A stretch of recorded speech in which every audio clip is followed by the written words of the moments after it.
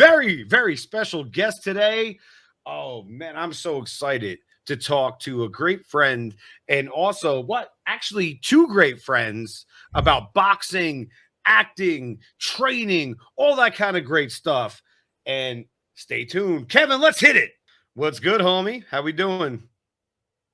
Doing pretty good. Good to be back. Another show. We do like 2 shows a year now. No, but I think this is like our third or maybe fourth show this year. We're kind of lagging behind. I think we did about 30 shows or maybe 28 or 29 shows last year. So hopefully we can start picking up the pace. It is scorching outside, about 110 degrees in beautiful, dry Las Vegas. And I'm really excited. We're going to have a great guest, 140-pound women's world champion. I believe she's the WBA and WBO world champion. Great fighter, great person, excellent interview. And I'm so excited to have her on for the second time. So yeah, I mean, I'm really jazzed up. Oh, big time feels. And she's got a great opportunity coming ahead for HBO. I can't wait for her conversation with us. Really excited for this interview. Hello. What's going on, guys? Yeah, it's so great to see you. Great to see you guys too. How you been? Excellent. I've been hitting that bike hard. Listen, man, it's been such a long 48 hours. To try to get my little bit of working out in has been like damn near impossible. So, yeah, I went running first and usually finish on the bike. Yeah, but I'm here now. And I'm in the comfort of my nice bedroom because as soon as I'm done talking to y'all, I'm going to bed. I'm going to sleep. Well, we certainly appreciate your time. And I know how much you've been doing. And, a big buzz is going on in the universe, rightfully so.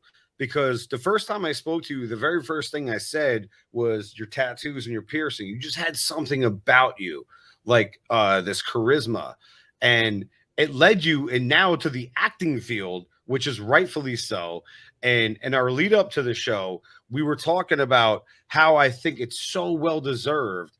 Like you have that personality. What got you into acting? Like what started this whole process?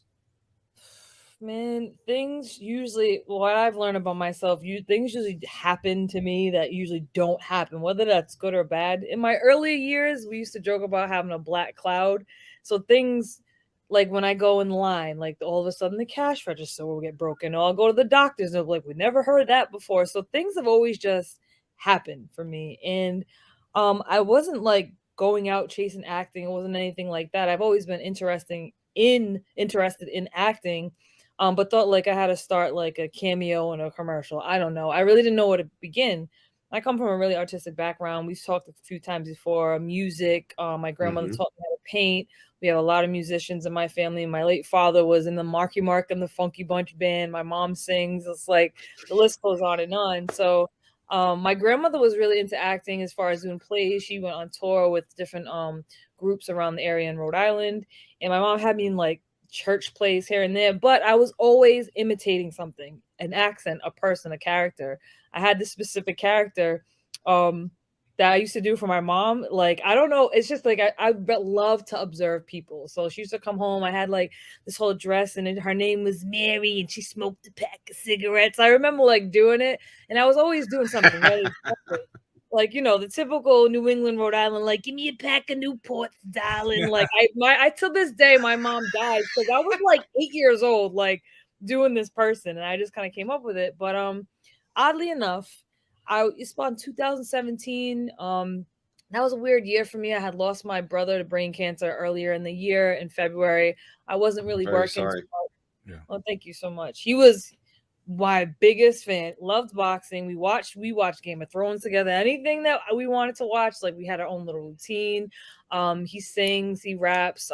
Very, very blessed. He gave it a really good fight for 12 years of cancer and we lost him. But that's he's such a motivation. I absolutely love him. So I was in a weird place, and I got reached out by Joseph Kubota-Vladica, which is the director writer of Catch the Fair One. And as you can imagine, like so many people inbox me on this idea they have for a movie or something that never really manifests into anything. Prior to that, though, a week prior to him inboxing me, I was, in my little, I've talked to animals and plants, in my little meditation, if you will, I guess, outside. And I'm like, I really want to get into acting. I just really don't know. But you know what, creator, if it's meant for me, then it will find me. Literally a week to that day, he slid in my DM and was like, hey, I'm Joseph. I'm a director, yada, yada, yada. I've done TV. He kind of ran his resume, and I'm like, all right, looks legit. Checked it out. I'm like, okay, Narcos, Walking Dead. Okay, ain't mad at you. Sounds Go legit, right? yeah, you legit. Go on. So, he basically was like, I found you on the internet. I'm just finding out about missing and murdered Indigenous women. I have this script I would love for you to read. Have you ever thought about acting? I was like, yeah, but no, but okay. And I read his script. It was basically a script about a woman, a strong woman who loses somebody close to her. And him, just like a lot of the general public, didn't really know anything about missing and murdered Indigenous women. So he started learning about the Highway of Tears in Canada, and we just started exchanging information. He came up to Rhode Island. First, he called me. I was at the beach. I remember this. He FaceTimed me just to talk, to get to know me. And then he came up to Rhode Island just to sit and talk and kind of interview me and like do goofy little acting things and really just get to know my story. And I read his script, and he was really adamant about, and very, I'll use the woke word, but he knew that it was a very important story to tell. But he was very present and knew that it wasn't his story to tell, but he knew it was important. So he just wanted to get the perspective of myself and the community I represent. And very early on, he asked me to be a creative collaborator to the story.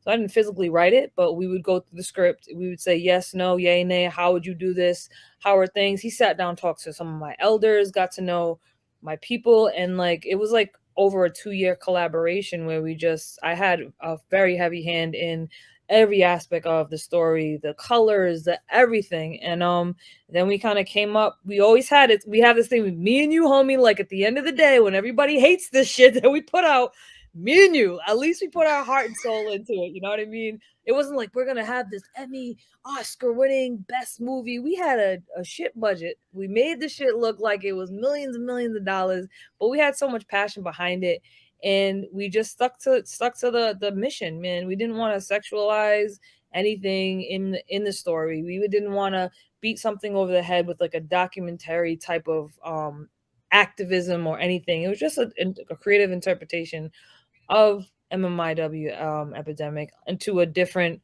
audience. And with a genre film, you get a lot of people that love movies, and then here I am, kind of a thing. I never really planned on doing this, just like I really didn't plan on being a quote unquote motivational speaker or activist.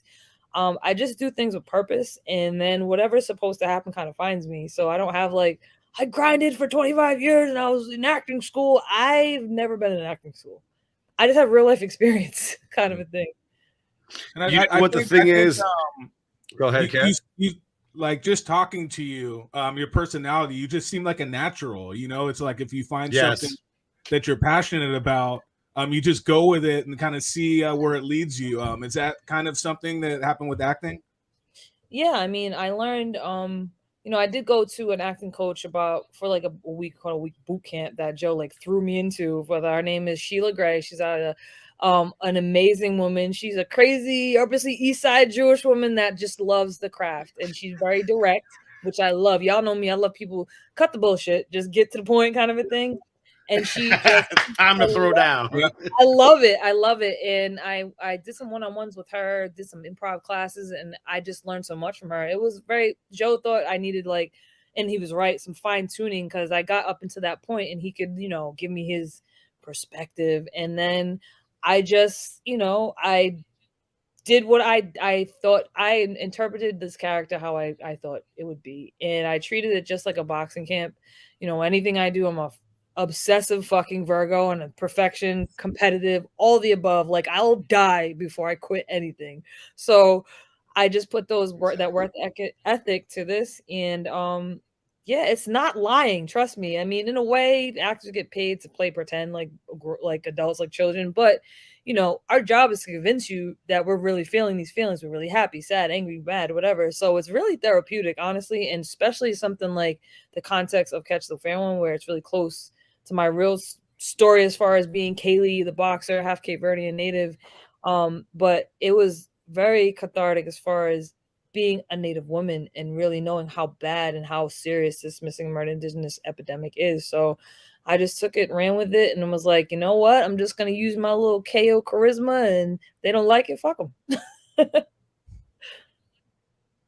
I think that's beautiful. 100%. I mean, you're a boxer, a writer, an actress. You do training. You train fighters. You do all this type of great stuff. You got a pretty full plate there. You got a pretty full plate there. Yeah, yeah, definitely. And you keep yourself motivated, and everything is well deserved, of course, because you have this great spirit.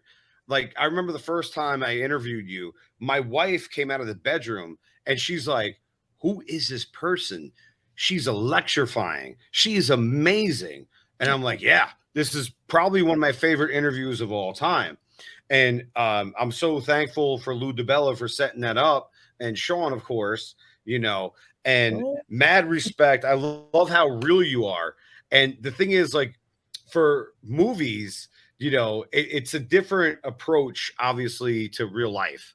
Do you have to do any stunts? I'm sure you're good at stunts, right? I mean, the stunts that we did in Catch was, I mean, we couldn't afford no stunt people. Man, it was like, we got 2 tables, we got 2 you had to do them yourself. Yeah. So I gotta get it on the first try, kind of a thing. But we had one of the best people ever, and obviously this is my first time. But Taz Mendez, he's a stunt person, and he's like the dopest person anyway. So, like, the scene where I'm boxing the big guy, first of all, that's my cousin Matt Godfrey. He actually really works my corners, and like, he hit me one day, and it was like, we're gonna go on 2 that they discussed, but I was gonna go on 3, and this motherfucker really hit me. I turned my head, I was like, you motherfucker. Oh, shit. Oh, I'm like, like, so we did real stunts, like the fight where she's fighting Bobby in the living room, crashing through the table. That shit was so fucking fun. I did everything, and as long as I won't like have to jump out of a helicopter or something, I'm down to do whatever. If it ain't an insurance issue, let's go. And this movie that you're speaking of, what the thing is, you mentioned fun. Where can people go see this movie? Where is it available for people to go view this? So you can grab your remote and go Catch the Fair One. It comes up. I'm still like a kid about that, but honestly, you can catch it on Amazon Prime, YouTube. It's on Amazon AMC Plus right now. It's on Microsoft TV. It's on Apple TV. Basically, anywhere you can buy or rent movies. Oh wow! And you can just say Catch the Fair One in your little remote, and it will pop up. I think that's cool. I'll never get that. I love technology, right? Yeah. It's so weird. I'm like, that's me. Yeah. See, Kevin, this is why women are smarter than men. They know how to do these things. I know we were having a discussion about technology earlier on that. Yeah, my husband gets frustrated really easy, but like, he loves to cook, but bacon, he fucking don't ask him to bake it. He gets all hot, and like, if his daughter asks to like bake brownie, he's like, oh, I'm like, dude, just relax. Or like, how to set. He doesn't read fucking instructions. I'm like, it's right there. Like, it must be a guy thing. I don't know, but I'm like, it's fucking I never met a guy that liked baking. No, I mean, I'm just saying, like, he gets so frustrated. I'm like, dude, relax. It's just fucking eggs and oil. I'll burn my fucking house down if I start baking anything. I wouldn't even know how to make a cupcake. My whole house will go down. So probably. And then, like, my wife always recognizes when I'm like lost. Like, I'll just be standing in the kitchen trying to figure something out, and she's like, "What's going on?" I'm like, I don't know. I don't know how to do this with this thing over here. I'm trying to make dinner, and this thing isn't working. And she's like, "I could easily show you how to do this." Or the computer. The computer is the best part. Like, babe, my password's not working. My login's not working. What the, and I'm sitting there for like 45 minutes because like I have will and desire to do things. She'll come up there and within like 10 seconds be like, do, do, do, do, do, do, do, do. Bang, done. I'm like, what kind of magic did you just put on this thing? Women are smarter than men. I'm throwing that out there. Patience. It's patience. It's called man. patience. Yeah. Yeah, magic is patience. It's called Sometimes patience. I run all out of fucks. I run all out of patience. So I get there too. Trust me. It's not, I have my days. So you were talking about like stunt training and stuff like that. I've been there and I actually clipped someone one time and I felt really bad. I still have the footage of it and we might attach it to the show. I felt so bad. So we were going in for like a judo throw because I do some acting and I hit this guy really hard and I felt really bad because I box and I was trying to go light, but I hit homie and then I hit him and then I threw him. I was like, oh man, this guy's all messed up, and I looked at him. I'm like, I am so sorry. He's like, no, it's part of the game, bro. It's all good. Friendly fire. I'm like, friendly fire? What's that about? But I think it's great that you're acting. Yeah. No, I was just saying it's part of it. Friendly fire. Yeah. I didn't learn that yet. There's no friendly fire in boxing, right? Nah, if you hit me, I'm gonna fuck you up. Fuck that, man. Come on. I'm not just like, oh no, it's okay. It's okay. Hell no. What you mean? That's funny because me and John talk about sparring, and I'm kind of like a novice as far as boxing. So John's teaching me stuff, and I'm like, maybe we should spar. And he's like, no. He's like, I like you too much. You're too good of a friend. And so, but I still want to kind of duke it out. But he's like, I'm like, you can just take it easy on me. He's like, no, we don't do it like that. So we're gonna try to figure something out, in the future. But John's just a great guy. He's doing some Kevin. That's a great question. Training videos and but boxing is no joke. It's not a game. Like they always say, it's you don't play boxing, and that's definitely something that you kind of learn when you're kind of starting out. Mm-hmm. Absolutely. Kevin, that's a great point that you brought up. And let me ask you, and all the people involved, is that when you get into a fight with a friend or have to spar people, like I've had to spar people in the gym back in the past, and the thing is, it's not the easiest thing in the world to do because you like them. You went out, you had dinner with them the night before, or you have to fight them the next day. So, how is that to actually get in the ring with someone that you're close with and lose those emotions? It's funny because I was just talking to Ebony Bridges, a good friend of mine, helped train her and all that. And it's funny, we was talking about another fighter, and I was like, when that bell rings, she's a cunt, so don't forget that. Yes. At the end of the day, when that bell rings, this person is trying to do exactly what I'm trying to do with them. When I spar her, I don't give a fuck how much she weighs. She hits hard as hell. There's sometimes where we have sparring days where like Brian comes and he's like, what the fuck happened at breakfast? Because we'll go like Gotti Ward for like 8 rounds. Like, I don't give a shit. You know what I mean? Like, it's hard. It used to be hard, but like you get in that flow state and it's just, there's no emotions attached. You have to have like almost like an alter ego. Beyonce puts it like perfect. She has like Sasha Fierce when she's on stage, and then she's just Beyonce when she's at home. You know what I mean? So it's almost like you have to have that alter ego. I mean, look at somebody as poised, as such a sweet person as Katie Taylor. She's pound for pound the best, one of the best female fighters. She's a sweetheart.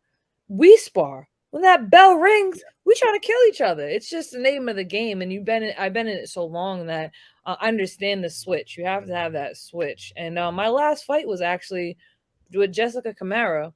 I know her. She's a friend of mine. And she's also one of Brian's fighters that he manages. So when we look like we stole each other's bikes because we beat the shit out of each other. You know what I mean? But it's just the name of the game, man. You won 9 out of your last 10 fights, 6 in a row. You're doing great. And you're also acting, again, multitasking. Um, what's your plans for the future with boxing, if you don't mind me asking? I love the fact that you're acting, so I think you're perfect for that kind of situation. But what are you thinking about in terms of boxing? So, we had that 140, we have that 140-pound tournament, and it started when Chantel came in and fought Mary McGee. She won, and I fought Jessica Camara. So the final is me versus Chantel. Right now, unfortunately, I'm having some health complications that is not just a simple broken bone that can be fixed and go into therapy. I've explained it a few times on a few different interviews, because I felt it necessary to go public with it, even though it's mad personal, but I'm an open book anyway.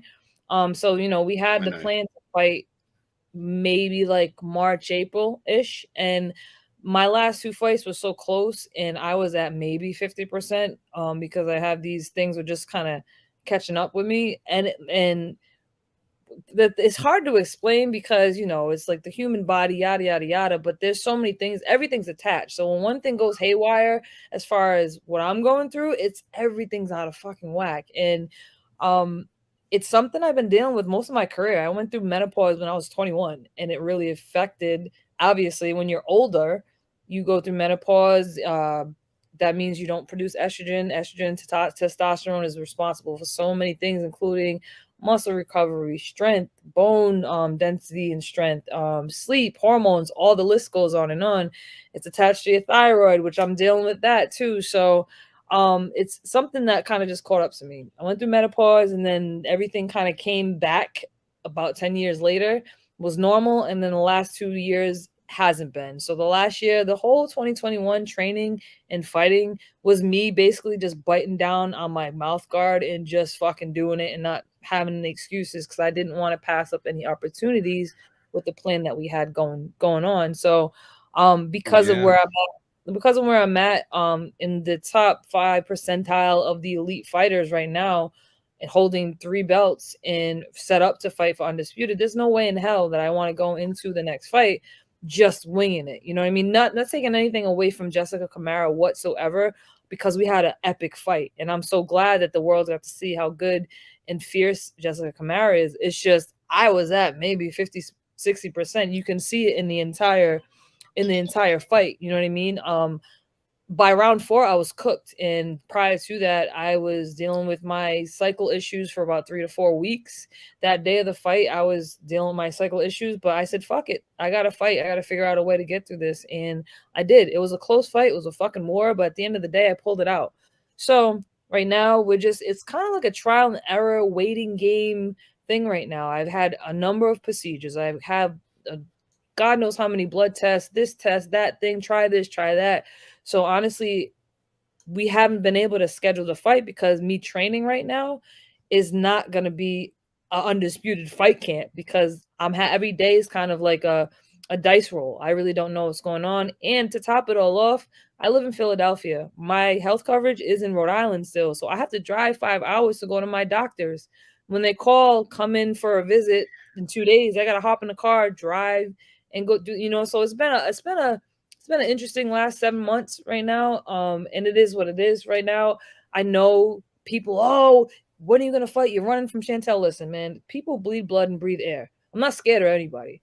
And if you look at my resume, my record, I fought anyone, anywhere, anytime. Yeah.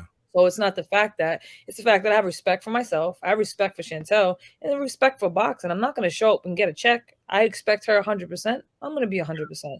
Now, if that just means it has to be on hold for way longer than we all want, then for once in my career, my health is priority. I'm on my time. Unfortunately, it kind of affects what the fans want to see, but fuck that. I fought for almost 14 years to get where I'm at now. I've gone to people's home countries, hometowns, have been the underdog, no manager, no promoter. I fought and earned my respect to be here. So put some fucking respect on my name and know that what I'm doing right now, you're going to have to respect it, because that's what it is. I'm on my time right now. And Chantel's keeping busy. They're trying to find a different route for her. And I don't know what's going to happen with this fight, because my health is priority right now. Now, with that being said, divine intervention from the universe. I just got the opportunity of a lifetime with this show offer. That one thing, and I know you understand, this doesn't have anything to do with boxing. The way things work and the way shows and movies are made and created and how things go. I ain't packing my shit and going to Iceland tomorrow. You know what I mean? So we are still trying to see what happens. You know what I mean? And Matchroom's well aware. My promotional team, my whole team is well informed of what's going on. You know, everybody only sees what's on social media and everything. I got the trolls talking about Chantel's gonna be your ass and you're ducking and dodging shit. So Cameron, I ain't ducking and dodging nobody. I ain't never ducked shit. The last person who beat my ass was a doctor and I came out my mom's twat, and I'm still looking for that motherfucker. So don't disrespect me. Oh God. Everything you said there was amazing. And, you know, you are an absolute fighter about what you're talking about with health issues, conditions, and you're also doing so many other things outside of the boxing universe, you know, and well respected on all accounts. And if someone doesn't respect it, I'm going to say this right now, they could go fuck themselves. Okay. So let's talk about True Detective, right?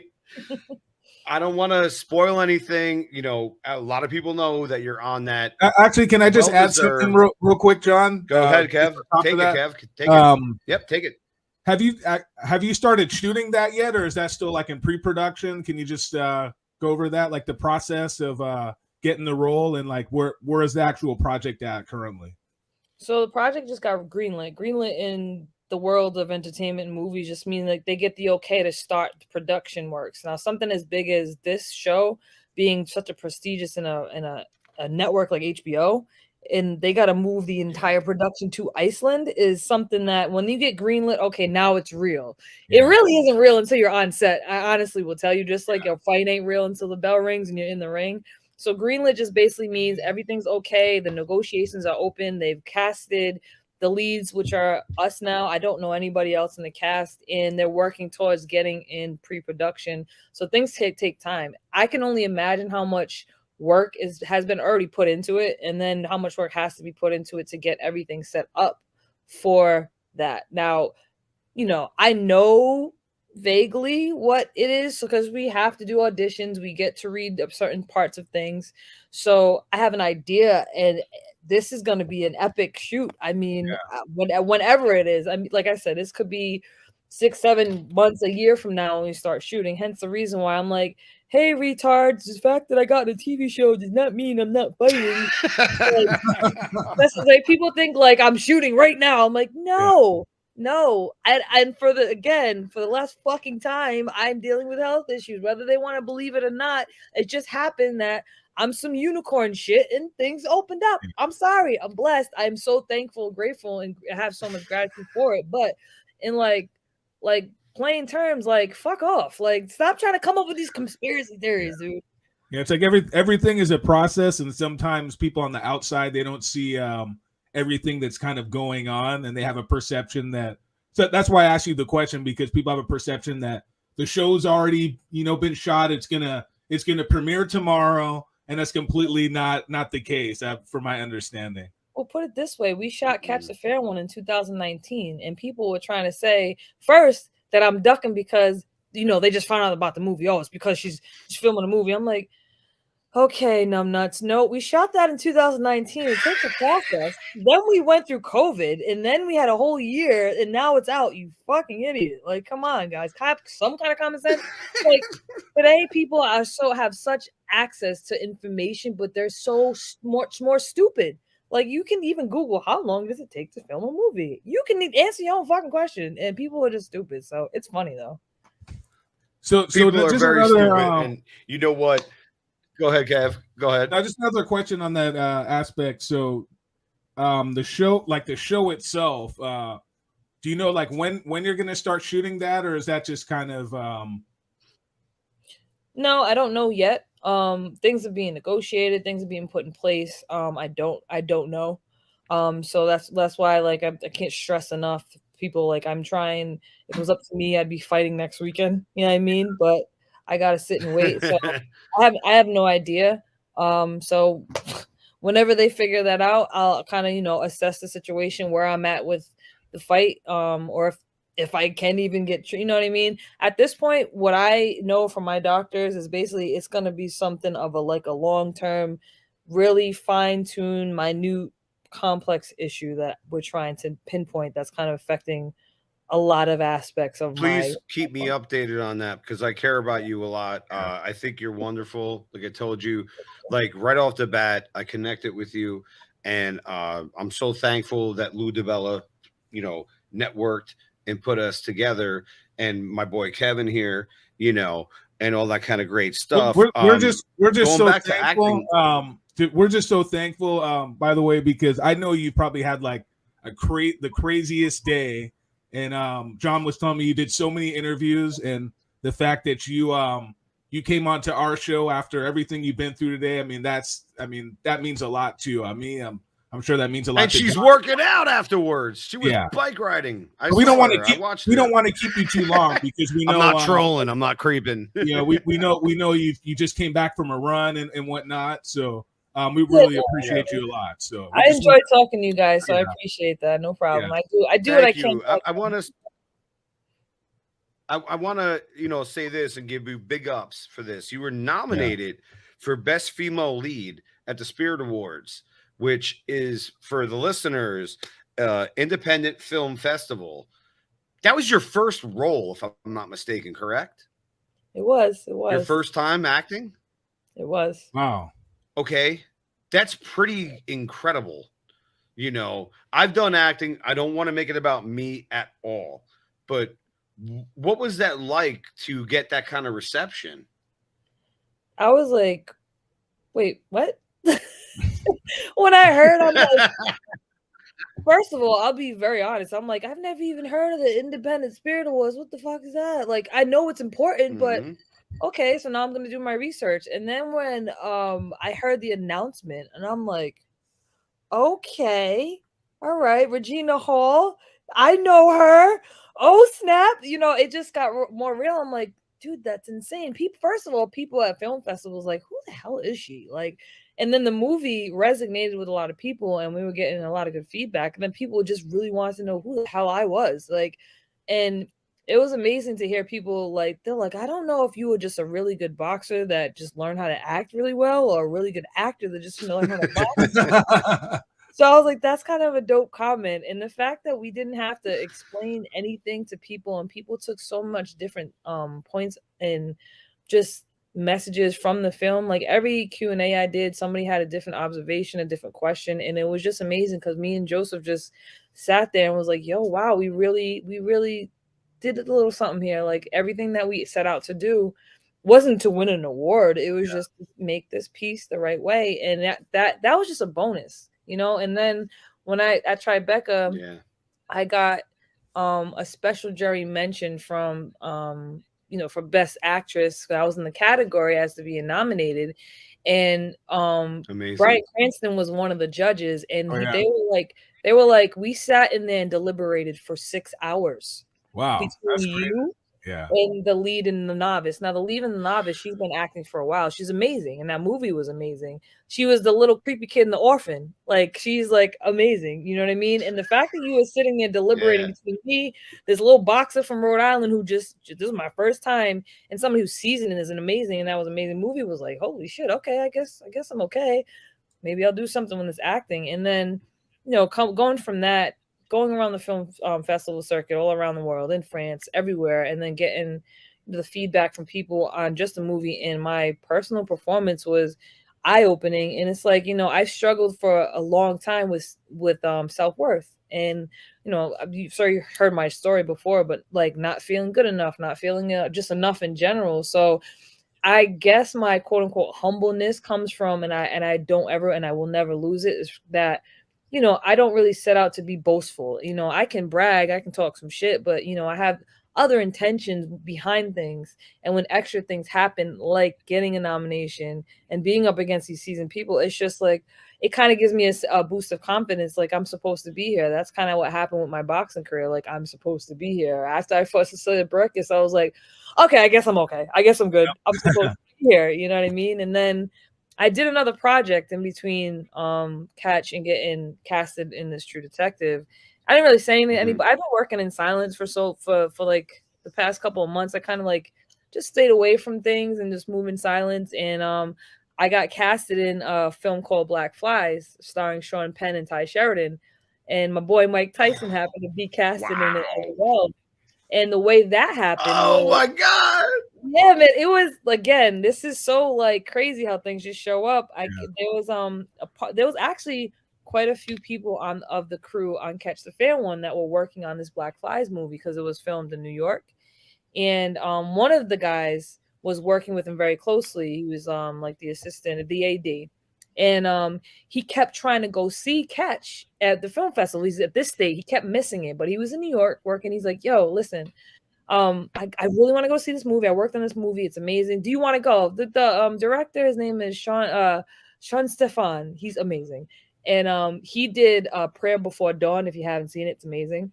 But he's like, yeah, sure. So in the middle of the movie, he's like, who the fuck is that? Like, he was like, oh, Kaylee? He's like, yeah. He's like, she's amazing. He's like, yeah, no, she is. He's like, yo, can you get in contact with her? And he's like, absolutely. So he emailed me, connected us, and he told me about the Black Flies, what he wanted. This specific role I had was, I was like, wait, what? It was pretty fucked up, but there was an availability and opportunity for us to build, and it was crazy because even at the small, but significant role I had in that movie, I was able to create a whole nother scenario as well off of that. And I didn't have to audition for it. I didn't do nothing. He said, I want you to do this, and I just absolutely love everything about you. And it was from just seeing me in the movie. I didn't audition anything. I just went to New York. We talked about it. We wrote the other scene. We did that. I worked, met Sean Penn, met Ty Sheridan. That's a wrap. And I was shooting on the set. I'm like, that's fucking Sean Penn. Crazy. Holy shit. Like, I was so is that movie in post-production, or is that still is that in post-production right now, or is it completed, or where's that in the process? That wrapped up the end of May, and it's in post-production. It probably won't come out till next year. If I'm guessing again, I don't know. But kind of how things work, I'm imagining it maybe be entered in the next year's film festival circuit, kind of go about that way. So I want to see it because it's actually based on a book called Black Flies that turned into a movie. And because I read the script and I'm like, holy shit, it's pretty good. Can you give us a short, like a little short synopsis on the movie, just real quick? Yeah, sure. It's based on the book called Black Flies, and it's a story about a veteran paramedic and a new rookie paramedic, and basically the point of view of them, like going to different calls in New York City. And the veteran paramedic is, he was there when 9/11 happened, and he's basically kind of trying to teach the young guy the ropes, and you get to see the point of view from paramedics going to different calls in New York City. Pretty much. And what's your specific role in that movie? If you can, is that something that you can tell us, or is that I'm gonna leave. I'm not gonna even say anything. I'm gonna let you guys watch it. Yeah. I understand you don't want to give out too many details. Nah. I mean, read the book. You can't spoil anything. You can't spoil it. I don't want to spoil it. I want to ask you a couple things. Go ahead. I'm sorry. No, it's cool. Yeah, go ahead, John.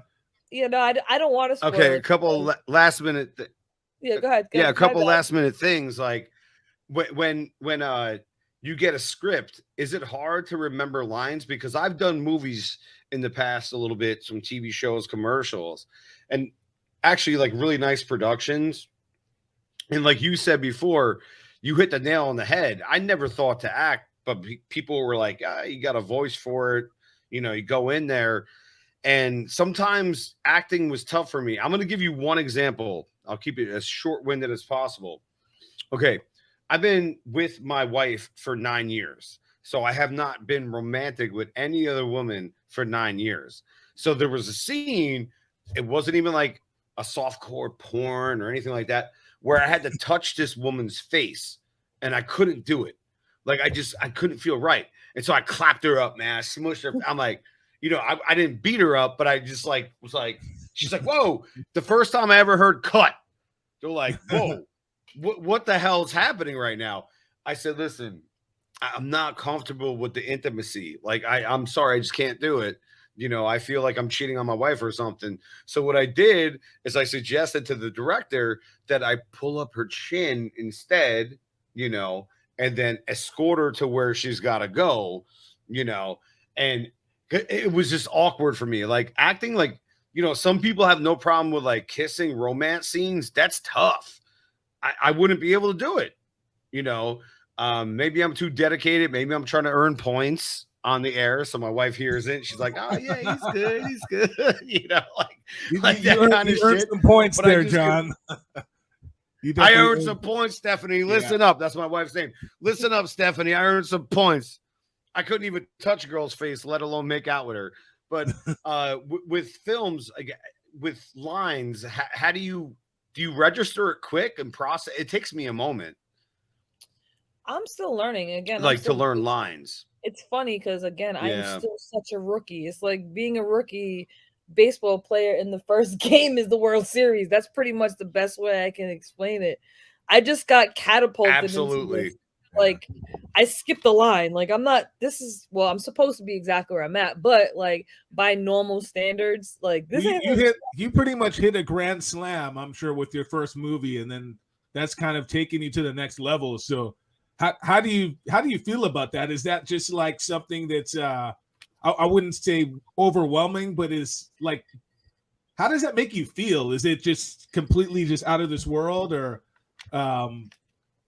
it's I still haven't registered that I did a movie. Like that shit still hasn't settled. I still haven't registered completely that I got nominated as a best leading actress my first time through. So it's just like things coming together, and I'm almost just going with the flow. And again, I'm learning. I'm a work in progress, and I've worked a long time to know self-worth. And Jesus done took the wheel a long time ago. I am in the passenger seat smoking a joint with my glasses on, enjoying the sunset at this point, because this shit is like unreal. Dude, it's like, okay, well, fuck it. I'm good enough. I'm good enough, and I will figure it out. You know what I mean?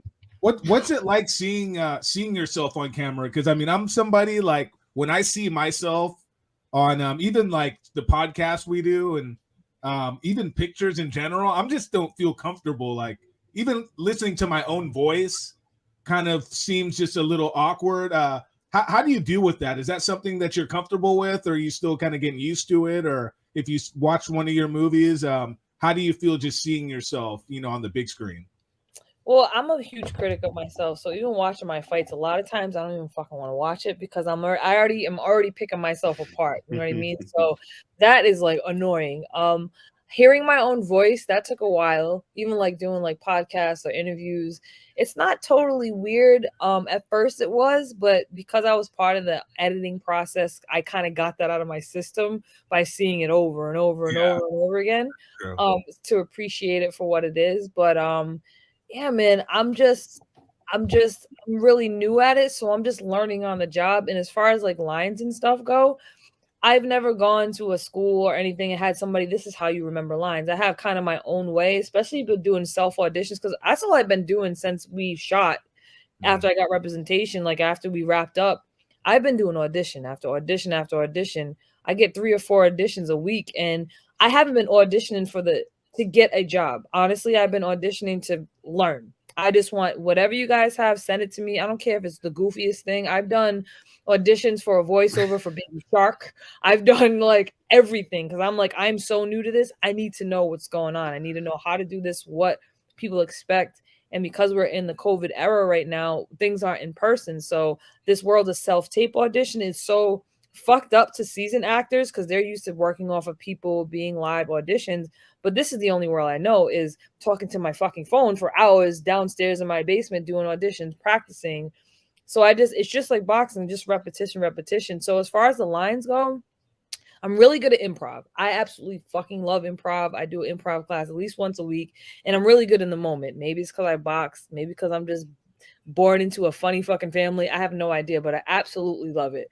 So I'm trying to figure out because you have to be in the moment with acting, especially for improv. You have to react off the situation, the other actor. So I'm right now teaching myself how to incorporate me being so in the moment with the reaction as well as getting the lines without me sounding like I'm repeating or just saying lines. It's a lot more like space, time, and patience, and silence is actually probably more.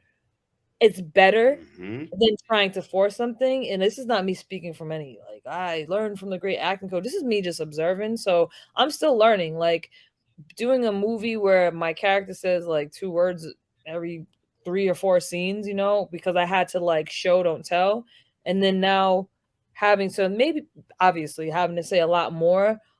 It's just building the character. I feel that as more I know the character and the more I can get inside the brain of the character and world, I'll have triggers in my brain about the character that will trigger the right lines per se. So I'm just trying to develop a method right now. I have a photographic memory, so a lot of the times when I'm doing auditions, I can remember it and I can see the page in my head, and I'll have like key little words in my head and I'll kind of know what it is, but I just got to do it more and more so it feels natural. And if there's anybody listening or watching that can give me some damn advice that's done this before, I am all ears, trust me. 100%. I agree with everything you're saying, and it's all about learning on the job and obviously getting the lines down and stuff like that. But with that mentality, that's excellent, and I I really loved what you said about the phrasing, about taking time, like not rushing the lines, like my wife actually gave me some great, tutelage where she's like, stop being Tony Soprano. So I'd be reading lines with her to do like film or whatever, excuse me, TV show. And she'd be like, why do you always turn to this? Okay, so here's two roles of what I was gonna do. Hey, what's going on over here now? Why do we gotta do this? What's the problem over here now? Why is this happening? Let's get this motherfucker out of here. She's like, whoa. She's like, John, it's good. But she's like, let's make it a little bit more you. Yeah. And then my boy Eric Roberts, who I'm doing a film with, great friend of mine. Shout out to Eric. And he's like, you're good. Because I'm like you. I'm raw. I've never had acting class, whatever. Raw. And he's like, just do more of you. So I'm like, more like, so I do this scene over. And I'm like, hey, you. Man, I'm so disappointed with you. Like, I've had enough of you. I got to get you out of here. And sometimes the Andrew Dice Clay comes in because my wife tells me Tony Soprano or Andrew Dice Clay when I'm trying to I'll rehearse roles with her, and I'm like, oh, what's going on over here with this motherfucker? She's like, whoa, wait, Tony. She's like, stop it right now. John, you sound conflicted. Yeah. You sound a little conflicted. Yeah. Oh my goodness. It's a conflicted. I'm telling you, acting's hard because you want to project your voice, but you don't want to go over the top. You want to keep it kind of bassy. It depends on the role, depends on the character. But I'm getting script casted, right? So everyone puts me in that mafioso role where it's like I got to be the bad guy. You know what I mean? But it's hard not to be like, oh, you motherfucker. Yeah, motherfucker. And we're from the East Coast, you and I. Yeah, that's the thing. I'm like, all right, when I do motivational speaking or I'm speaking to kids, I'll enunciate and take my time. My mom was so adamant about you have to enunciate your words, and now God bless the way she raised me and was so adamant about certain things. But when I'm talking to my people, I'm like, get the fuck out of here, guy. You know what I mean? My Rhode Island comes out. Get the fuck out of here. What you talking about over here, guy? What the fuck? But I love accents, so I listen to people. So I'm like, this role, I'm like, I don't want to sound like Peter Griffin as a fucking detective. Because I know when I get in it, I get really I get yeah over here. You know what I mean? So it's over here now. Yeah. It's interesting. When Canelo started speaking English, what I loved is that it was all curse words for the most part. Remember when he told Kovalov? Was it no? It was Demetrius Andrade, who I love to death. Yeah. Great friend, been on my show a couple times. Get the fuck out of here! Get the fuck out of here! I'm like, You want payday? Why is it that and you know, the most I'm Italian, obviously, and the most of the Italian language that I learned was curse words right off the bat. Like, why is that? You know, and then Canelo's like learning English and get the fuck out of here. Out of here. You fight nobody. Get the fuck out of here. I was like, damn, boo boo. Yeah, I was like, exactly. And I love Boo Boo. Like, he's great, man. He's awesome. Yeah, he definitely jumped Canelo's press conference. That was pretty funny. Man. That's cool. I've known him forever. Yeah. That's like my homie. So I was like, you mother. So we've been talking him too. Go ahead. So we've been talking about the whole movie, like acting and the movie business. But obviously you're a boxer. You into boxing movies? You have like a favorite that you could let us know about? You know, let the fans know which boxing movies you like, or you have a favorite actor in any of these movies? Cliche, Rocky 1, Rocky 4, of course. I'm just gonna say it because it's just like very cliche. I gotta say the Creeds, they did really, really good. Yeah, they did. Too. The realism, the realest shit I've ever seen in any boxing movie was in Creed 1 when he's about to fight. He has his gloves on, they're about to go out, and he goes, shit, I gotta take a piss. And he had his gloves on. I was like, that fucking happens all the time. Like, just the way they did it, the way the commentators, the belts, the real fighters in it, they did really, really good. And Ali was good. Fucking Will Smith, like everything about Ali and like, that was really, really well. Raging Bull, it's a classic. You know what I mean? These are just a few. I think the Ali one was it was difficult in the beginning of the movie to kind of get your mind around Will Smith playing Ali, but I think as the movie went on, once you got that out of your head, I think he did a really good job. You know, but I think that was just kind of the part of the movie. I think a lot of people were like they were a little conflicted in the beginning, and I think, you know, once that kind of went away, I thought he was, you know, excellent. You know, he played the role very well. The one movie that fucked me up is when Usher played Sugar. Oh, that was the Durant movie, correct? Yeah, Hands of Stone. I was like, Hands of Stone. Is that Usher? I'm done. Turn it the fuck off. I was fine until then. I was like, oh, come on. I can't not see Usher right now. I was like, because Hands of Stone was pretty good. It was a good movie. Yeah. It was really good. But it was good. Was like, come on, man. One of my favorite scenes, we talked about Raging Bull, is when Joe Pesci goes up to De Niro. Stop eating, you fat fuck. Because he was getting weight. He was getting weight on himself. So he's like, stop eating. Great movie. My favorite boxing movie of all time has to be Rocky 1. Like you said, it is cliche. I understand that. An honorable mention is Rocky 4. Now, the reason for this is the soundtrack. The fucking soundtrack. Yes. You put that thing on, if you're having your worst day in your life and you just start that soundtrack and then Hearts on Fire pops off, No Easy Way Out. Oh, you can't fail as a person. You can't fail as a person. The Karate Kid 1 soundtrack and the Rocky 4 soundtrack. My day is good. I got the Cobra Kai shirt on. I seen your Cobra Kai glass. Yeah. I think the hurricane around. Nothing's gonna ever keep you down. You're the best around. Yes. Nothing's gonna ever keep you down. Yeah, that's just classic. I can't sing worth a shit. I can play drums really good. I came out. I really like the Hurricane. I don't know if you would necessarily qualify it as a boxing movie, but because there's not a whole lot of boxing within the movie, but that was an excellent performance by Denzel Washington. I mean, it's a great movie. Yeah, no, that was good. That was a great actor. Yeah, that was a great movie. I just don't know. Does that qualify as a boxing movie to you, or is that Yes. Yeah, it does. Absolutely. Because boxing movie doesn't necessarily have to be like just boxing, like the backstories. Yeah. And that's why I said the A Prayer Before Dawn, it has nothing, it's about Thai boxing in a prison.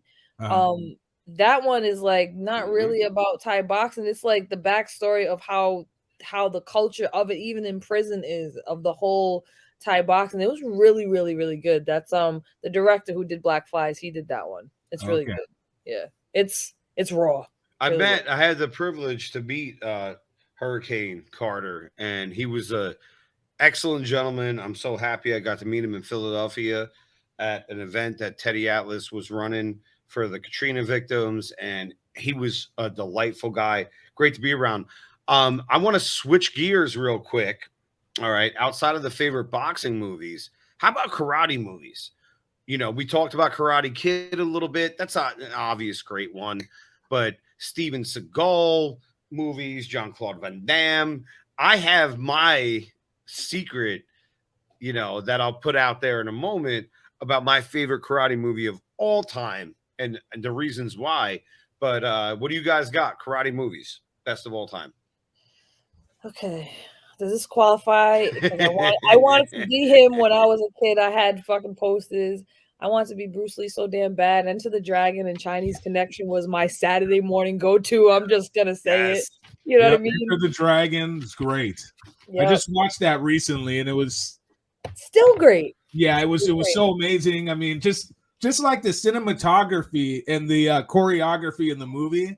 I mean, you see so many movies that kind of copy that style nowadays, but obviously there's a whole culture that's kind of behind, you know, the fighting movies, and it's just a feeling you get. You know, some people, I mean, it's either you really like it or you really don't. I think there's really no middle ground with those kind of movies. You know, those are just classics, like, in general, and there's a bunch of other movies from that era and like fighting movies that are great too. Yeah, I totally agree. I can't go buy a bunch of mirrors without thinking about that fucking movie. Yeah. That's a scene that just popped in my head. Yeah. You know, for me, like, I'm going to start with this one, but I have an honorary mention. All right. Best of the Best Part 2 is probably one of my favorite movies of all time with martial arts. The fight choreography, you know, man, Simon Rhee, what he put together there, just a great film. Awesome for martial arts. Second one, and you guys mentioned Bruce Lee, Fist of Fury. Yes. That is like some serious, like, fucking carnage. Like, they just throw people down like crazy. And I rented that, and my dad's like, you don't understand that this is in subtitles. I'm like, no, I understand. I'll watch it, and I can't wait. I had no idea what the fuck was really going on, but it was fun. I'm like, I like the fight sequences, and I read the subtitles every once in a while. Had significant ADD when I was a kid, so like I wouldn't read all of it because it was like reading a book. So I'd read it, and you watch the whole movie, you know, play itself out. I'm like, you don't need to hear or see shit outside of the fighting sequences. These fighting sequences are amazing. The other one I got is Bloodsport. Okay. Jean-Claude Van Damme. Okay. Yep. That is, dude, that shit is crazy. Like, if they ever try to redo Bloodsport, I'm going to protest somewhere. Like this, I will be right there with you, front line of defense. You can't. There's some things they try to do other movies. It's like, okay, whatever. But if they try to do blood, you can't do that again. I have an honorable mention. It doesn't have a lot of karate, and you're gonna be like, what? But The Last Dragon, I gotta say, Bruce that's a classic. Yeah, I just rewatched that like last week. I fucking love that movie, yo. I mean, it doesn't have like great movie karate per se, but it does, man. It was a classic. I gotta say, it's like a parody of like a karate movie, but it was done like, I mean, it's just so funny, and you know, it's kind of it's just so different. There's no other movie that's really like it, and I think that's why it kind of has the appeal like it always had, you know. But it celebrates the Black excellence in the Black community for the love of the art of Kung Fu, because like in the 70s, 60s, 70s, 80s, like the Black community was like hard on karate, like and like, so I just like that whole mesh of the two, and it's just a classic, man. Oh yeah, most definitely. Show enough. So that magic, dude. When that shit came out at the end, like you were like so surprised, right? when Yeah, that just like magic comes out at the end, you're bad like special oh, effects and stuff. I mean, that's what kind of level. made the movie what it was, you know. Yeah. Just the corniness It's like of next it was level. like the appeal. You get what I'm saying? Yeah. It's like if they, I mean, because it's so like bad. I don't even say like 80s graphics and like special effects or lack thereof. It just makes the movies. I was talking to another interview today about scary movies. I'm like, all the 80s scary movies scared the shit out of me because the special effects sucked. So yeah. You know, it's like a good and bad thing. Like I was showing my wife the other night, like the Monty Python Quest for the Holy Grail. Okay, I don't know if you guys are familiar with this, but there's a scene where there's a killer rabbit, where all these guys are like knights. You know, it's like an old school period piece type thing. It's comedy, you know, and this rabbit is so fucking cute, but it comes out and it destroys everyone. Kev, if we could throw that up there, that would be awesome, because I think it's absolutely hilarious.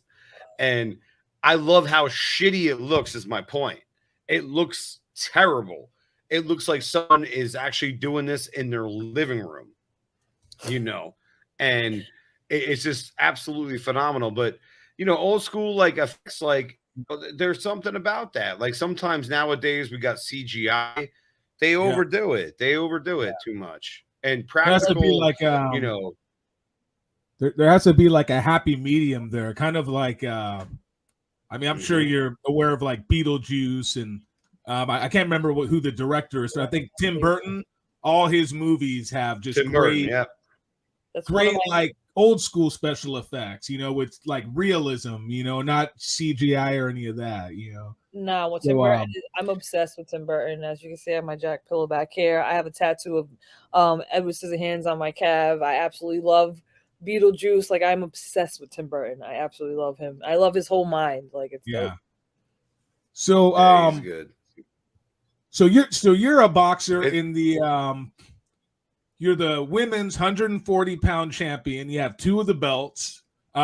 Obviously, recently there was a big fight that just happened, so we got to talk about it because this was probably one of the biggest fights in women's boxing history. Amanda Serrano versus Katie Taylor. I'm sure you saw it. Were you at the fight, or did you attend? No, I didn't want to. I didn't want to be there unless I was like ringside, because I mean the atmosphere is probably crazy, but I didn't want to get caught up in the craziness of the crowd. I like watching fights on TV where I can really see it. And I was like, unless I'm like right there, I don't even want to go in the chaos of the Barclays. I mean, the Madison Square Garden is insane, but I did watch it. I kept score each round because it was one of those fights that I knew I'm gonna make sure I put down who I thought won that round after everything, because it's gonna be such a dope fight.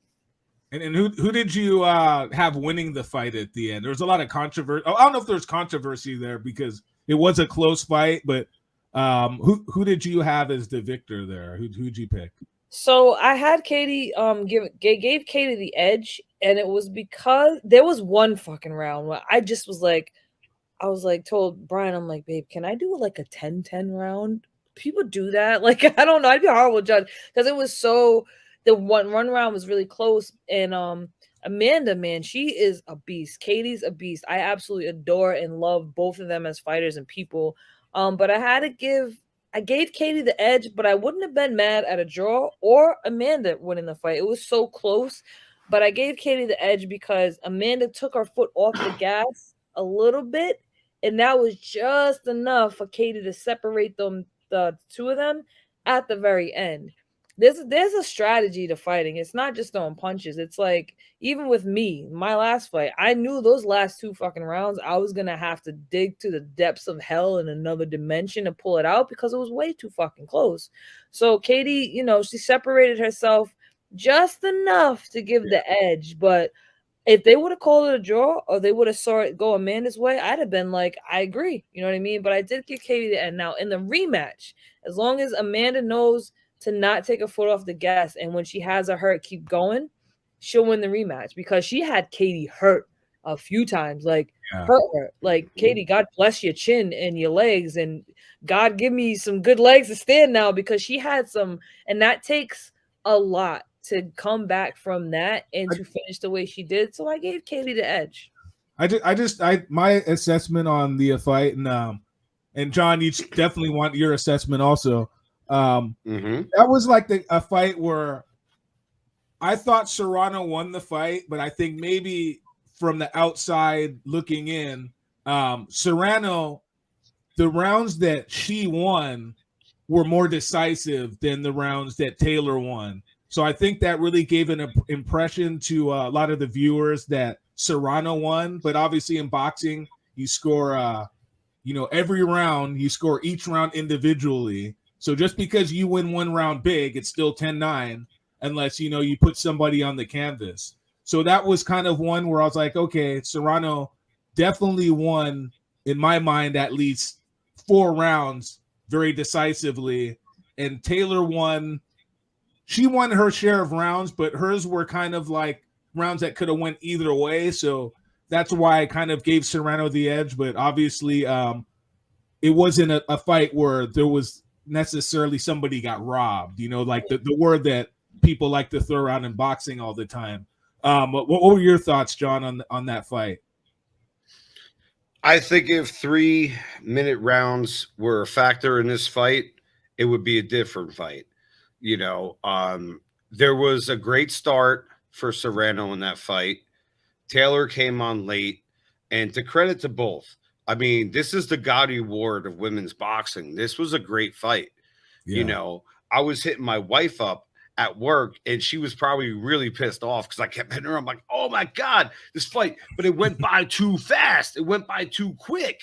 That was my thoughts. At the end of the day, it on either which way. Taylor's got a hell of a chin. Serrano's got so much will and skill. And I've spoken to her. I've had her on my show before, and she only cares about boxing. Like, I tried to actually ask her, about, hey, what kind of music do you like? What kind of movies? She's like, I just focus on boxing. I'm like, oh, wow, shit. I ain't never going to fight you. Never, I'd never hit a woman in my life, and I never would. But she's like, I just want to talk about boxing. I'm like, okay.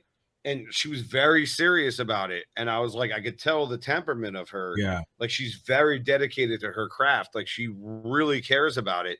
So what I'm getting at with this statement I'm making is that, for Katie Taylor, for her to, deal with that shows you how good Katie is. Yeah. Like, Amanda Serrano is just like boxing all the time. She don't care about music or some shit.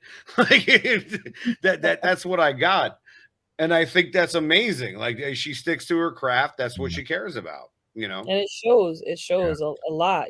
She's had the ability, the privilege to just dedicate herself to boxing. And if you're going to dedicate yourself to something like boxing, that's how you do it. You know what I mean? And she has the opportunity to do that, and much respect to her because it shows. And she's such a sweetheart too. So isn't Katie.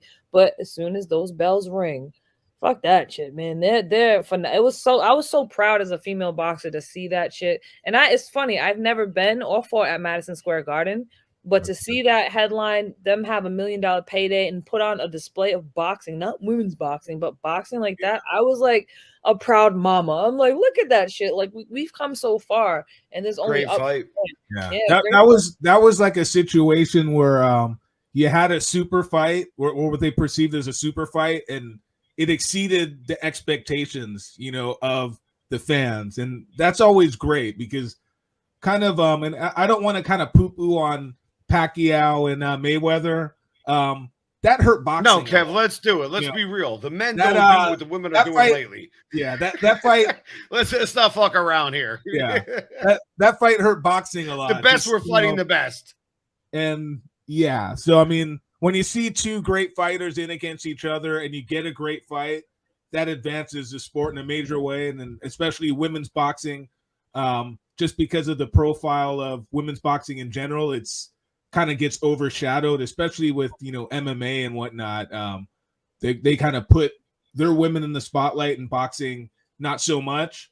I think that really did a lot. And then I would give a lot of credit to Jake Paul for just, kind of helping put Amanda Serrano out there and giving her a bigger profile money. and, paying her, pretty good purse for that fight. And just both of them. And the fact that they got the fight made, that's very important. You see this thing with Errol Spence and Terrence Crawford. Yeah. That's a big fight. They're in negotiations right now. We definitely love to see that. So we just want to see a fight where we don't know who's going to win. That's what the fans want. They don't want 10-1 favorites. They don't want 20-1 favorites. They want, 2-1 favorite or maybe 2.5-1, where, we're actually have some anticipation. What's going to happen here?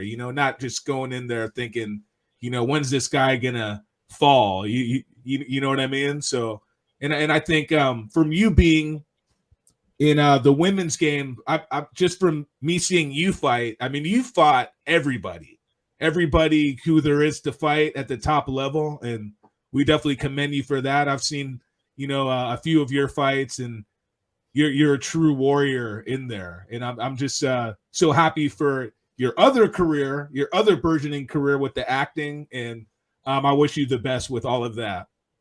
I really appreciate that too. And to kind of bounce off your point, so I understand the frustration of the fans wanting to see me fight Chantel. I want to fight Chantel. And the beautiful thing about most female fighters is that we want to fight the best. Like I love knowing that, okay, I'm up against the best, great, because that's going to make me fight harder. I'm not the type that needs a tune-up fight and, oh, no, I want to take that fight. No, what? She got how many belts? Word. That means it's going to bring the best out of me. So that's the one thing you'll find with women. We want to fight. We want to fight. Most of us. There's a bunch of pretenders out there too. But for the most part, women, we just want to fight. Like, I'm not even going to go into details and names. All I got to say is if you I got you. Go, I need a tune up first. Yo, we fighters. Like, tune somebody up. Tune up in the gym. Like, especially if you're experienced. Like, just fight. Just fucking fight, man. Because we don't get that many opportunities anyway. So stop with the bullshit. Just fucking fight, man. So that's why I love your personality. I love that about you, that you are a true fighter. And, even outside of the boxing ring, what you're doing with acting, like to jump into all these different universes, it takes a lot of courage. It takes a lot of, going out there and being invested and, feeling confident. And that's excellent. But also, like, there's a flip side, right? Like, you go out there and you feel confident, but you check how confident you really are. So that's a fight in itself. Like, man, can I really act? Can I really do these stunts? Can I really do this? That sort of thing. And that shows a lot of courage that a lot of people don't have on planet Earth. You certainly have that courage. I want to go round table right now, guys, if we can. Spence versus Crawford. Okay, if it happens, who wins? Ladies first. I got to give the edge to Crawford. He's one of my favorite fighters. I like Spence as well. I give him respect and credits where credit's due. But Crawford's he's a technician. Not saying Spence isn't, but Crawford, I've seen him just compute while he's fucking shit up. And I just love his style. I love how he boxes. And I love, again, I really like Spence. I really do. Yeah. But I give it to Crawford. I had this conversation earlier. I give it to Crawford. Absolutely. Kev, what do you got? Yeah, it's interesting. I'm gonna go with Errol Spence, and I'm gonna give you a couple specific reasons, but I think the biggest reason is Errol Spence is a little bit better defensively than people give him credit for. He's a good pressure fighter. He's busier than Crawford, and I think if Crawford can't hurt Spence, I see Spence winning a decision. It'll be close, but I think Spence will be able to win more rounds. He's probably been a little bit more active as far as he had that accident. So this is like as a toss-up as it gets, but he's a southpaw. I don't know how many southpaws I've seen Crawford fight. But obviously Crawford can fight in either stance. Errol Spence is a natural welterweight, so if Crawford can't hurt Spence, I just see Spence, pulling out a close unanimous decision. I don't see a knockout in this fight. You, John? Yeah, for me, I got yep. For me, I got Crawford just outboxing him, man. John, He's you know slick, what? He's fast. You put me on the spot there because I don't like to predict. I don't like to make predictions on fights until they get signed. Me neither. Well, these are fantasy fights. All right. Let's talk about a fight then. Let's talk about a fight that's actually going to happen before we close out. Canelo versus Triple G. Let's talk about it, ladies first. Canelo. I love Canelo, even though he's coming off a loss against Bivol. I just think he's one of the most well put together fighters. He has defense, offense, speed, power. He can move. Like, he's just one of the most well put together fighters, and I've seen him grow over time. He's one of, like, again, I hate to be cliche, but he's one of my favorite fighters to watch, and even watch him train his brain. He took a chance too. He went up to, and Bivol is no fucking joke. You know what I mean? And he took a chance, and I like how he is when he loses. Like, people look, I got robbed, and fuck, you know what I mean? He's gonna go back to the drawing board and just, get his payday, you know what I mean? So I give it to Canelo. Triple G, I don't know if it's because of his opponents he's fighting the last couple of times, but it's almost like he plateaued. And Canelo, I see him improving all the time, so I give it to Canelo. Yeah, I gotta go Canelo just because even though Canelo lost to Bivol is just like a terrible style matchup for anybody, and Canelo doesn't do well with boxers. Triple G is just gonna be standing right in front of him the whole time, and Triple G's gonna be moving up in weight. And I think Canelo is like really filled out at 168. I don't know who was advising him to go to 175 pounds. I just didn't really see any point. There's plenty of guys at 168 that he could have fought. Benavidez. He could have fought Boo Boo. He could have fought Charlo.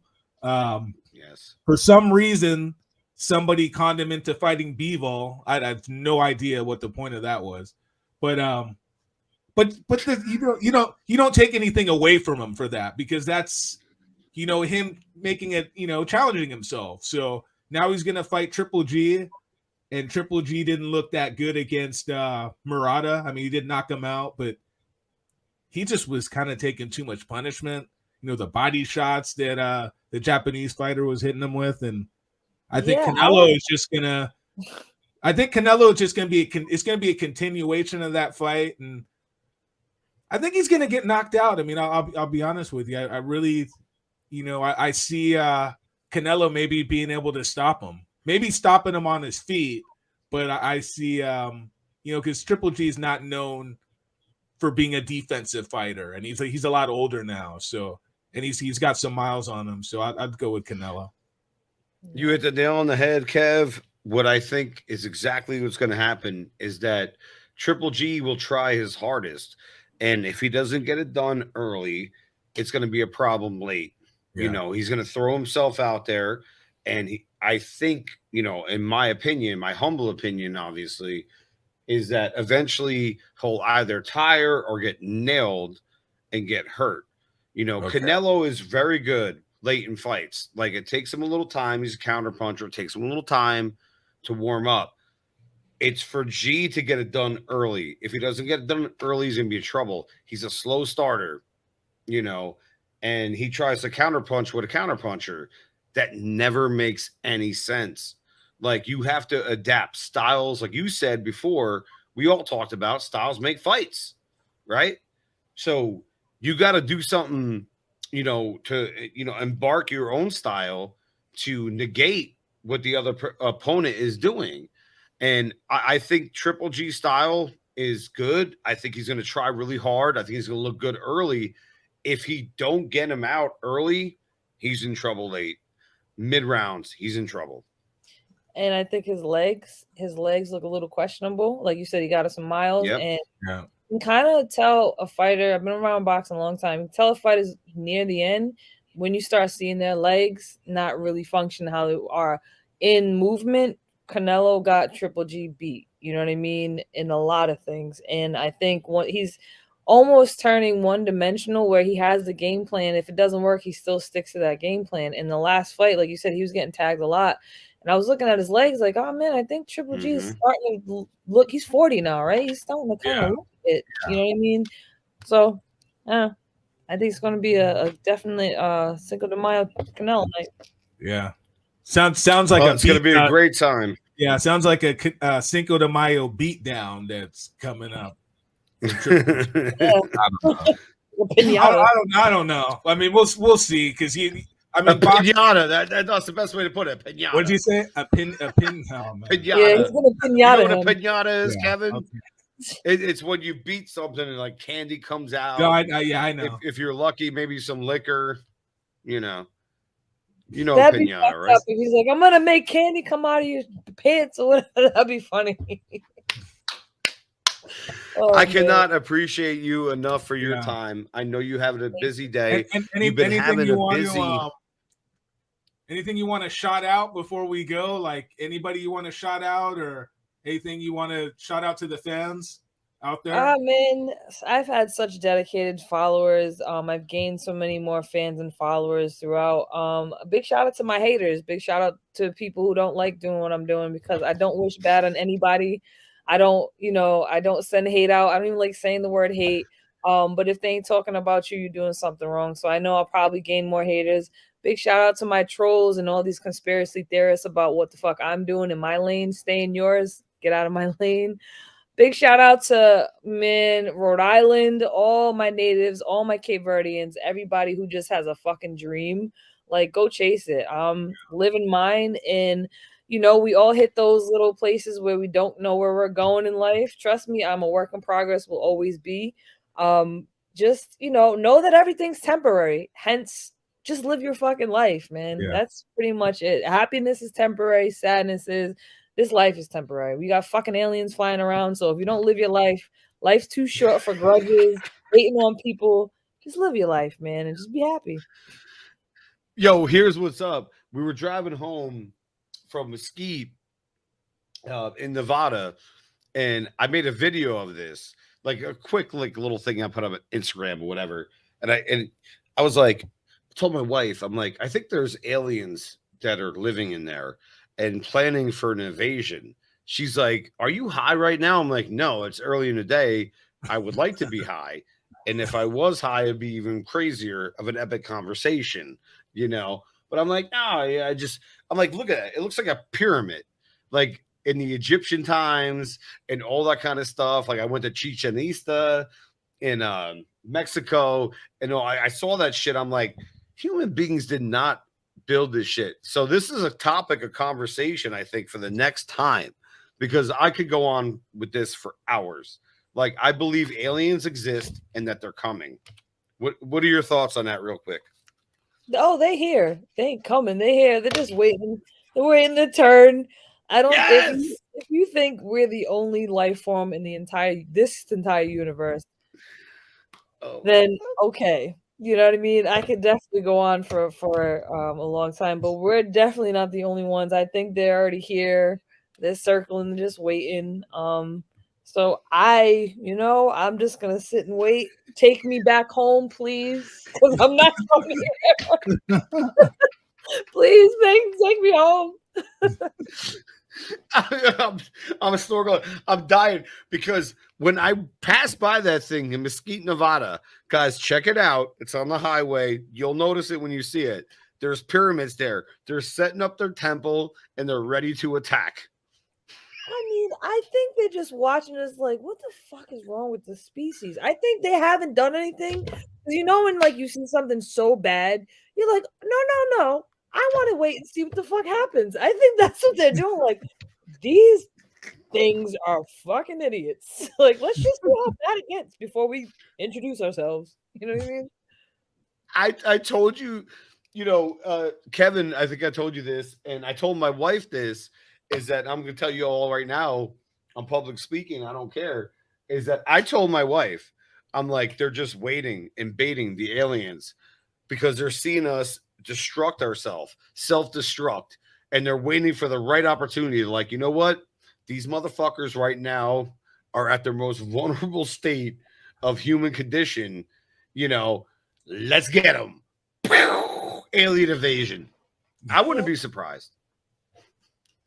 Again, I'm in the passenger seat of Jesus driving. Glasses on. I don't even, whatever. You know, I'm just gonna protect my dog and go into like my hiding bunker.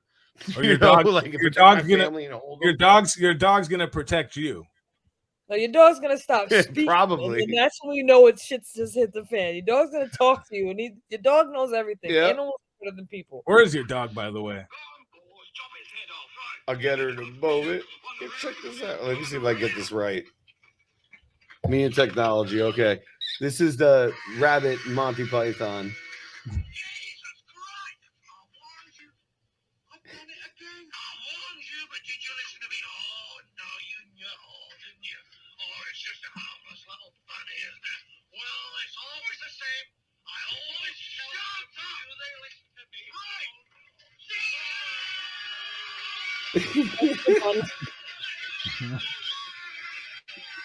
Oh my fucking god. The rabbit kicks everyone's ass. It looks like a scene out of Kung Pao. Oh, it's terrible. It's so horribly shot. And Kevin is actually, you know, a cameraman. So I can only imagine how bad that looks to him. You know, my IQ like, just dropped. It's crazy. This shit's hilarious. Well, you gotta message me the name of the movie again, because now I'm intrigued. Monty Python, The Quest for the Holy Grail. The first time the rabbit strikes someone is the best one. It just jumps. It looks so fucking fake and terrible. And it reminds me of my dog, which in terms like she's ferocious. She's a little chihuahua. Let me get her real quick. Hold tight. She tries to be ferocious. I love chihuahuas. She bites you every time you come over my house. I'll be right back. You get bit by the chihuahua? She attacks me every time I go by his place. Chihuahuas are fucking terrible, man. I'm telling you, they have the little dog syndrome. They're funny though. I have a pocket bully, but she's not with me because my husband's allergic to dogs. So yeah, you gotta definitely see his. They're dog. So angry. The Chihuahuas are just so angry and they're so yippy. All right. Oh, here's my beautiful baby girl. She looks mad. She looks angry, and she looks vicious. Yeah, she was taking a nap. I was like, "You gotta come on. You gotta do a podcast with Daddy." Oh, she was like, she's like, "All right." She's like, "Yeah." She's like, "I've had enough." Always. Yep. Chihuahuas are just so like little guy syndrome. I want a speak cat. I want a hairless cat. I'm gonna get one. Word to John. Anything you want to add before we go? You know what's funny is that I have paintings of her all over my house. I've had artists do cartoon characters of her. I'm obsessed with my dog. But no, in all seriousness, and that is serious. And I'm so thankful for your time today. Yeah. Like, you are one of the most engaging personalities I've ever interviewed, been around. You're an inspiration. Boxing, acting. I know what that's like. I know all about what that's like. I don't want to make it about me, but the fact that you continuously do it, like from the jump, I was just so very like interested in your life. And I hope a lot of other people understand what it is that you're capable of doing and what you're doing and persevering as a proactive human being. Appreciate you, man. Appreciate y'all time. Thank you so much. Appreciate you so much.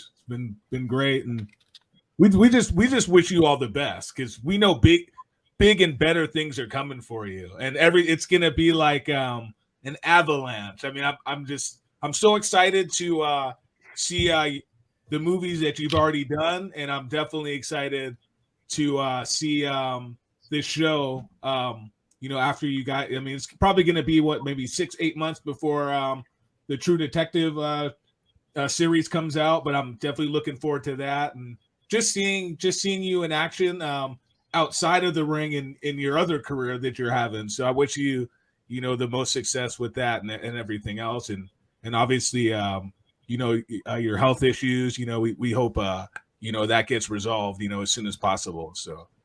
Well, thank you guys so much to Butney, which means thank you, and Woody Newcon, which means good night, because I'm bringing my ass to bed. And I got y'all anytime I have the time. I love chit-chatting with y'all, so anytime. Right. Yeah, thank you so much. Thank you so much. It. Thank you, guys. I'll see you soon. All right, take care. All right, you too. See you soon. All right, John. So that was great show. Yeah, I mean, it's really nothing else to really say. We're still live here. We're still live here. Yeah. No, we did great, but you're still live here. Yeah, we're still live. So great show. And that being said, another edition of KO Nation podcast. Thank you so much, John. Thank you, Kaylee Reis. Excellent show.